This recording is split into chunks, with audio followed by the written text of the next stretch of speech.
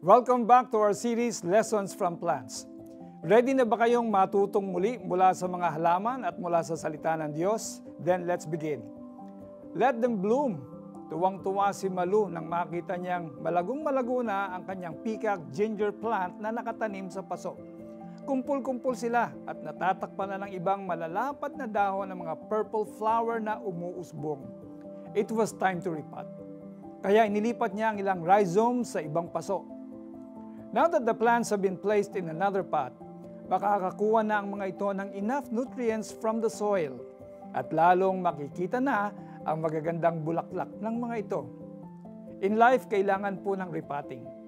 Baka masikip na sa kinalalagyan natin and we have no more room to grow. Baka kulang na tayo sa sustansya and we are struggling to survive. Baka nga in the first place, hindi tayo dapat nasa pasong kinalalagyan natin, kaya we are not blooming. Bata pa lang si Tina, pangarap na niyang maging artist. But her parents encouraged her to take up accounting in college. And since graduating, laging related sa accounting ang naging trabaho niya. Pero hindi siya masaya until she decided to pursue painting.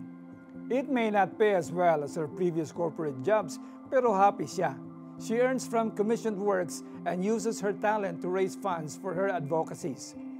God has given us gifts, and when we use them, we are pleased, and those around us are blessed as well. When we live according to God's calling, we bloom and bear fruits for Him.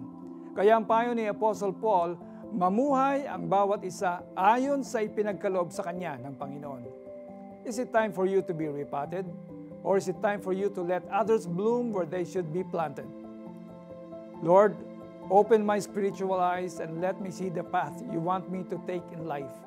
I want to bloom and bear fruit for you. In Jesus' name, Amen. Kailangan mo ba ng makakausap? Kailangan mo ba ng maihinga ng advice regarding our topic for today? Go to a pastor, a parent, a mentor, or a good friend and have them pray for you.